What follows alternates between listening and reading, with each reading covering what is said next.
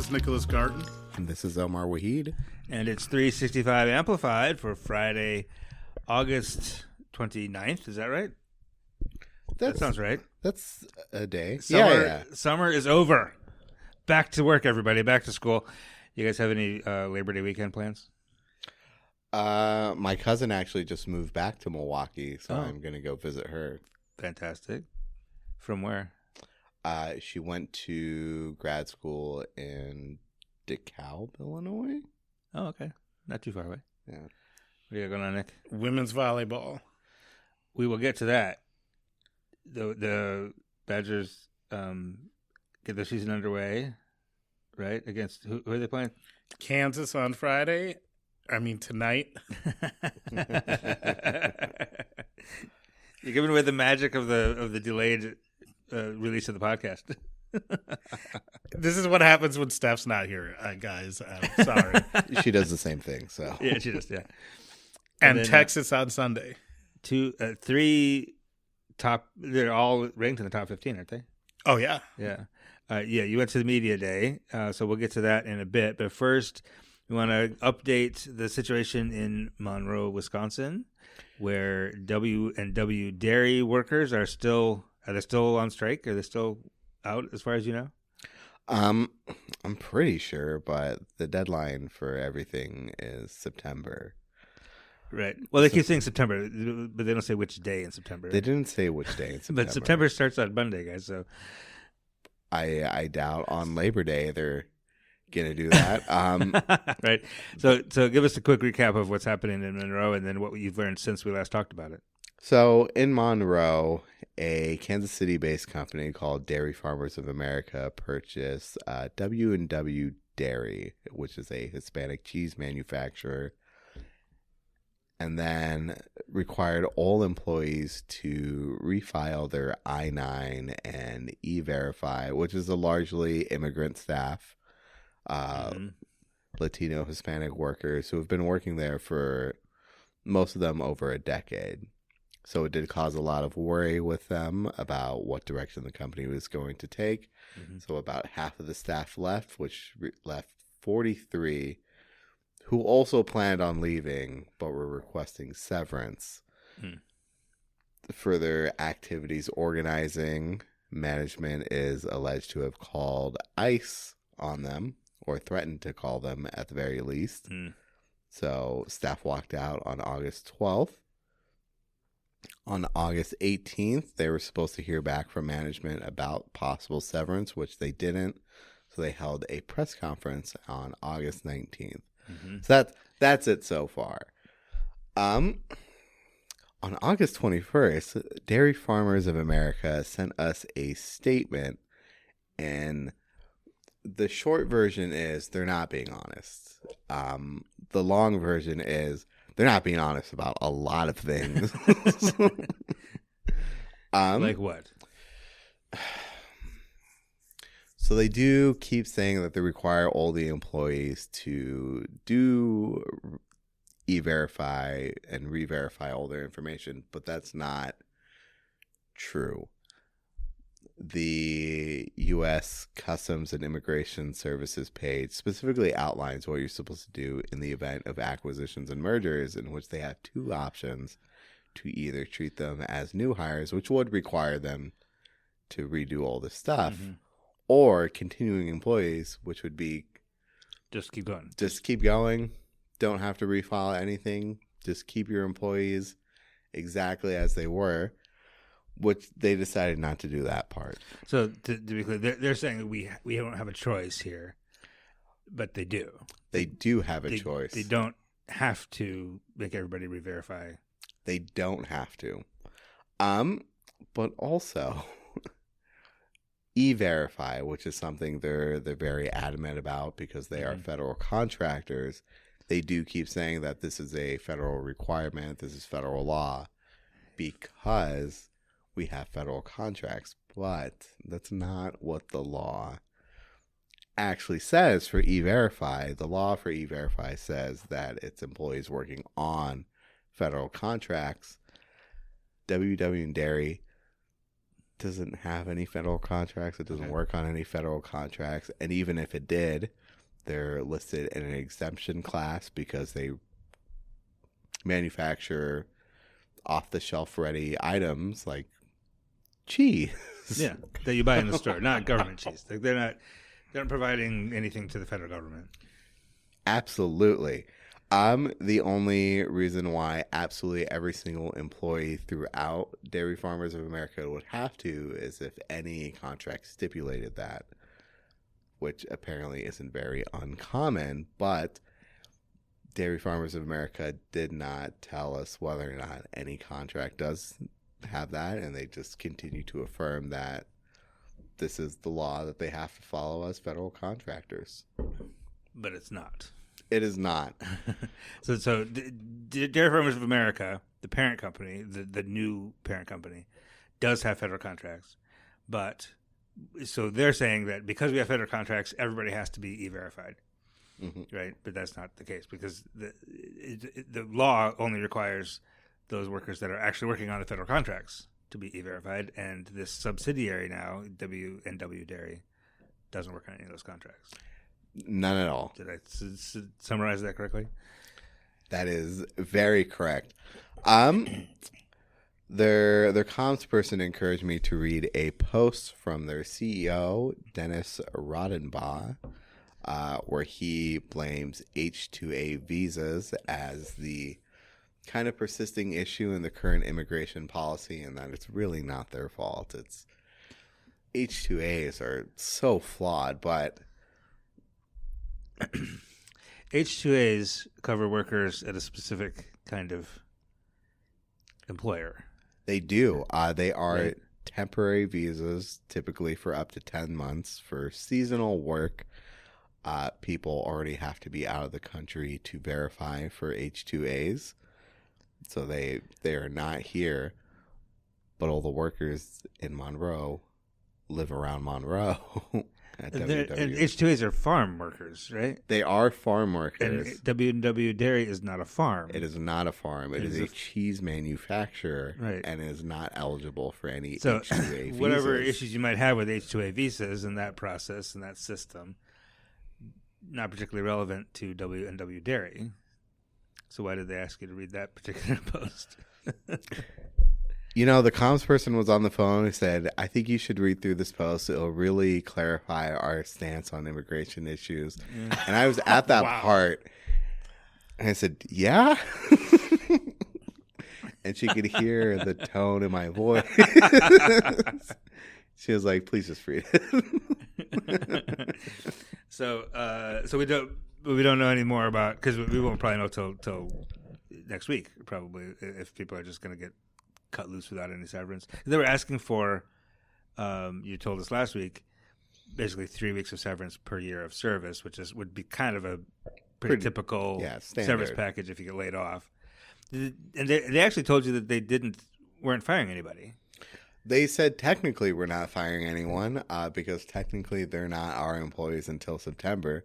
So if they just choose not to E-verify, then we just don't hire them. Basically, except for the labor courts, that hasn't worked. Right, that doesn't fly. What was that one? Thunder Bay? They did the same thing. Oh, right, yep. That didn't work. You can't pretend, I didn't fire you, I just didn't rehire you. That doesn't work. Technically, they're legally. not our employees. No, right, that hasn't held up before. So. Right. And they don't even have to go through this process of rehiring. If they didn't want to, they could just let them continue to be employees of W&W Dairy, which they own, but they wouldn't have to do any of this. This could all be avoided. That's the most upsetting part. So we'll hopefully have an update on that next week. Yeah, we will keep track of it. Thank you, Omar, for that. A little bit less weighty topic, the sports ball. Nick, you went to the volleyball team media day on Monday. How was that? That was pretty good. We had a chance to see all the players sort of practicing, milling about. And they have some new ones, yes? Some transfers? Yeah, they've got 5 transfers. I think the most notable of which is Mimi Collier, who came from Oregon. She's a 3-time All-American. Oh, okay. And and on the watch list for Player of the Year nationally. Fantastic. And we have Carter Booth coming back, right? Carter Booth's coming back. Carter Booth is a huge powerhouse middle blocker. She is only 28 blocks away from like having 500 for her career. Wow. And she's imposing in person. And I gotta tell you, I mean, I'm only like 5'6", so I'm always short, but I felt particularly small standing next to her the other day. 6'7". Yeah. Woo. Yeah, and sometimes if she has her hair like a certain way, she's taller than that. So like it's true. 6'7" or 6'10" if the hair is up. Yeah, it's funny. You watch volleyball on TV, and I don't know why more people don't watch volleyball on TV because it is a perfect television product. It is, right? Because it's like you take a breath in, you let a breath out, you take a breath in and hold it, and then you keep going because like just the hit. Spike, and then I don't know. It's just very exciting, and it's like football in that like the play happens for like 20 seconds, and then you get a breather, But watching on TV, they're all except for the libero, they're all relatively the same height, so you don't know how very freaking tall they are until you're in front of I ran into Devin Robinson at Costco of all places, and I was like, "Holy cow! Yeah, you are very very tall." Devin was huge. Yeah. It was. We had just thankfully we had just written a profile of her like the week before I ran into her. This is like 2 years ago, and I was like, "Hey, I'm from Madison 365. We did a profile on you," so I got to actually like say hi. I wouldn't have otherwise. So they're ranked, right? Where are they ranked? They're ranked 8th in the country. Okay, and looking to improve upon their.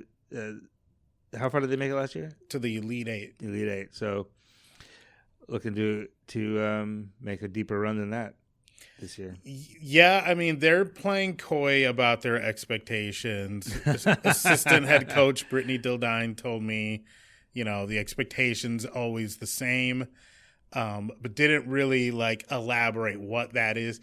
I took it to mean that they're in a championship or semi-bust situation. Yeah. Over the last 4 years, they've really been on that track. Mm-hmm. Well, since they won it in 21? Yeah. And they've been really very close to repeating that. Well, they've been to a couple Final Fours in the Elite Eight since then. So, and they have a lot of firepower. Yeah. And we'll find out this weekend. They got 2 ranked opponents coming in Kansas, Texas. Yeah, it's really a good test to early season test, and you're going to be there, and we'll have reports on those. Indeed. In other local sports, Forward Madison on Wednesday beat Texoma 3-0 and vaulted from 13th place to 11th place. Is it vaulting when you're in 13th, or is it just? It's more like hurdling. Yeah. They took a tiny little bunny hop from 13th to 11th. Out of keeping in mind, the league has 14 teams in it. That's great news. That's great news. But only 2 points out of the playoffs because this league is a little bit dumb in that there's 14 teams in it and 8 go to the playoffs. So if you don't make the playoffs, you really suck. But next year there's going to be 21 teams in it, so 7 new teams starting next year. So it'll actually make a little bit more sense. But Madison's only 2 points out of the playoffs right now. Okay. They've only won 4 games all season. and they've released 4 different jerseys. So we have one new jersey for every game we've won. So they certainly can't win another one. Then it's going to upset the whole balance, marketing plan. Well, yeah, we have to release another jersey. The joke on Twitter has always been Madison has more kits than wins because Madison makes a lot of money selling fancy shirts. And as of yesterday, we literally had more kits than wins. We had 4 kits and 3 wins. They do have pretty cool kits. Yeah, the new ones, especially the ones that we're wearing last night, are fantastic. They look like they're inspired by flamingo feathers, and they're kind of like various shades of orange and pink, depending how you look at them, which is really cool. And someone compared them to the I don't know if you guys remember the Hunger Games with the flame dress at the big closing ceremony of the Hunger Games. They look like that, and they look very, very cool. But they're $90, so I'm not going to buy one. That being the opening ceremony of the Hunger Games. Yes, I'm sorry, the opening ceremony of the Hunger Games. You're right. Thank you for the correction on that YA novel. I've never actually seen or read the Hunger Games, so They're fantastic. You should. All right, we will have lots more news. The other thing to mention is Friday today, Luna's block party. that is happening.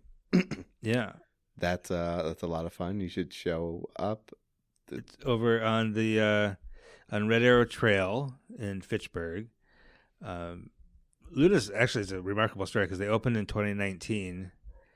After that neighborhood, sort of the Allied Drive neighborhood, had been a food desert for like 10 years. Literally, like the only place you could get groceries there without walking across a 6-lane highway was Walgreens. And they finally put together some city grants and some other nonprofit funding and stuff to open a tiny little grocery store there. And then there was a flood, and they lost the fridge that they had donated, so they had to get a whole new freezer thing and refrigerator system. And then the pandemic happened. Oh, is that where Luna's is? Yeah. I've driven past it so many times. Every time to the old office. Yeah, it was like right down the street from. I used to go from our old office, just pop over there to get tortillas. I still get all my tortillas there, but they're also in the midst of opening a new location right down on South Park Street, where Yuhua, the Asian grocery store, used to be, is going to now be Luna's second Southside location. So they could use all the support, and they're going to have a lot of fun. Like 32 or something different vendors are going to be there. It's going to be a whole thing. And music. Yeah, 32 vendors. I think 1 through 7 p.m. this time. Yep. And that's Friday. It's down on Red Arrow Trail. We have that preview and all the details up at Madison365.org. We're going to take a break, and when we come back, Joe Maldonado will join us. Today's episode is brought to you by Steinhafels. If you've been thinking about getting new furniture, Steinhafels' biggest Labor Day sale is going on now. Take 10% off store-wide, or grab 60-month 0% financing and $50 back for every $4.99 you spend. Huge deals, too, like a Sealy mattress for $199. Shop Steinhafels in-store or on steinhafels.com. And joining us now, a familiar voice for listeners of this program.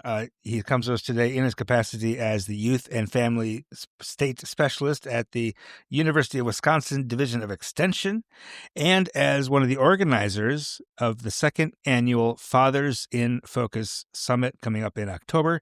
Joe Maldonado, how are you doing? I'm doing well. Thanks for inviting me, Rob. Yeah, thanks for the time and to letting us know about this event that's coming up.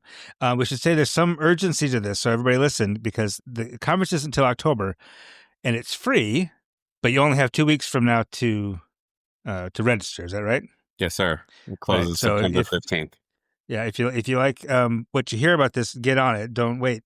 But tell us, Joe, tell us about the origin of this idea. The first one was last year. Why was that important to put on last year? Sure, absolutely. So this conference, the lead organizer is Dr. Danielle Harrison Green and Dr. Alvin Thomas. And Alvin is in the School of Human Ecology. Danielle is at Extension. She's an institute director. So her institute within Extension focuses on lifespan and also serving families. They did a needs assessment, and one of the needs assessment was to be able to have a space for fathers. I actually attended just in a personal capacity, and I really had a spiritual experience. Really? Being around other dads, Mm-hmm. and be able to kind of talk about what it means to be a father, all the ups and downs. There's a lot of really great workshops that are available, and speakers that don't just have professional experience but personal experience. Mm. And it really came to be able to serve the needs of fathers and a diverse group of fathers as well.